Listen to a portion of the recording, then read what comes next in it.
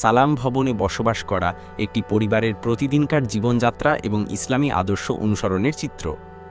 আজিম সাহেব এই পরিবারের প্রধান। ভোরের আজানের ধ্বনিতে ঘুম থেকে ওঠেন। মুখে তার শুকরিয়া আলহামদুলিল্লাহিল্লাজি আহিয়ানা। উজু করে মসজিদের দিকে যান আর তার স্ত্রী রুবিনা বেগম সন্তানদের ঘুম থেকে তোলেন। তাদের 2 সন্তান সাইফ, দোস এবং নাফিসা 8। এই পরিবারের নিয়ম হলো দিনের শুরুটা হবে নামাজ ও দোয়ার মাধ্যমে।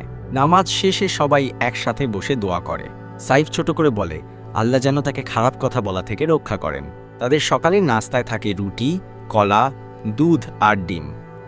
একদিন নাস্তা করার সময় নাফিসার হাত থেকে দুধের গ্লাস পড়ে ভেঙে যায়।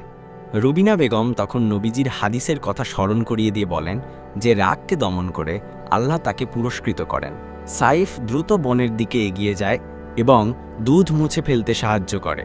প্রতিদিন মাগরিবের নামাজের পর আজিম সাহেব পরিবারের সবাইকে নিয়ে কুরআন পাঠে বসেন। প্রথমে সাইফ সূরা হুজরাতের কিছু আয়াত তেলাওয়াত করে।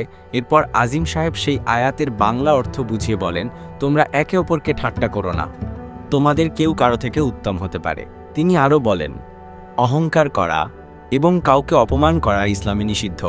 একদিন বিকেলে সাইফ জানতে পারে তাদের প্রতিবেশী আমজাদ কাকু অসুস্থ এবং তাদের বাড়িতে খাবার নেই। এই কথা শুনে রুবিনা বেগম দ্রুত কিছু খিচুড়ি এবং ডিম ভাজি রান্না করেন, যা নাফিসা আমজাদ কাকুকে দিয়ে আসে। রাতে খাবার টেবিলে আজিম সাহেব বলেন, যে ব্যক্তি পেট ভরে খায় অথচ তার পাশের মানুষটি ক্ষুধার্ত থাকে সে মুমিন নয়। একদিন স্কুল থেকে ফিরে সাইফ চুপচাপ থাকে, কারণ জানতে চাইলে সে জানায় সে তার শিক্ষকের কাছে মিথ্যা বলেছে যে তার নোটবুক হারিয়ে গেছে। রুবিনা বেগম তাকে বলেন, মিথ্যা বললে ফেরেশতারা কাঁদে। আজিম সাহেব বলেন, মিথ্যা ছোট হোক বা বড় হোক তা শয়তানের কাজ। পরীক্ষার সময় সাইফকে অলস সময় কাটাতে দেখে রুবিনা বেগম তাকে বলেন, যে সময় নষ্ট করে সে জীবনের গুরুত্বপূর্ণ আমানত নষ্ট করে।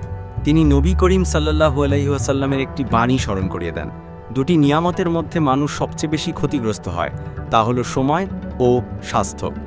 রমজান মাসে ইফতারের সময় আজিম সাহেব একজন অভাবী বৃদ্ধকে খাবার দিয়ে দেন, যা দেখে সাইফ প্রথমে কিছুটা দ্বিধা বোধ করে। তখন আজিম সাহেব তাকে বলেন, আল্লাহর রাস্তায় দান করলে বরকত আসে। একদিন খেলতে গিয়ে নাফিসা সাইফের প্রিয় খেলনা ভেঙে ফেলে। সাইফ রাগ করলেও মায়ের কথায় সে তার বোনকে ক্ষমা করে দেয় এবং তার খেলনাটি সারিয়ে দেওয়ার প্রস্তাব দেয়। জীবনের কঠিন সময়েও এই পরিবার তাদের বিশ্বাস হারায় না। আজিম সাহেবের চাকরি চলে গেলে পরিবারটি হতাশ না হয়ে একসাথে তাহাজ্জুদের নামাজ পড়ে এবং আল্লাহর কাছে সাহায্য চায়। কিছুদিনের মধ্যেই আজিম সাহেব নতুন একটি চাকরি পান। নতুন চাকরি পাওয়ার পরেও তাদের জীবন আগের মতোই থাকে। তারা নিয়মিত নামাজ পড়ে, কুরআন পাঠ করে, প্রতিবেশীর খোঁজ নেয় এবং পারিবারিক আলোচনা করে। সাইফ তার বাবাকে বলে যে তারা যেন কখনো বদলে না যায়। উত্তরে আজিম সাহেব বলেন, নিয়ামত পেলে শুকরিয়া এবং না পেলে ধৈর্য, এটাই হলো মুমিনের পরিচয়। এই গল্পটি শুধু একটি পরিবারের কাহিনী নয়, বরং এটি একটি আদর্শের প্রতিচ্ছবি, যেখানে নৈতিকতা, ধৈর্য, ক্ষমা, সময়ের মূল্য এবং ইসলামী আদর্শের সমন্বয়ে একটি শান্তিময় জীবনযাপন করা সম্ভব। এই পরিবার যেন একটি চলমান ইসলামী পাঠশালা, যা অন্যদের জন্য আলোর দিশা।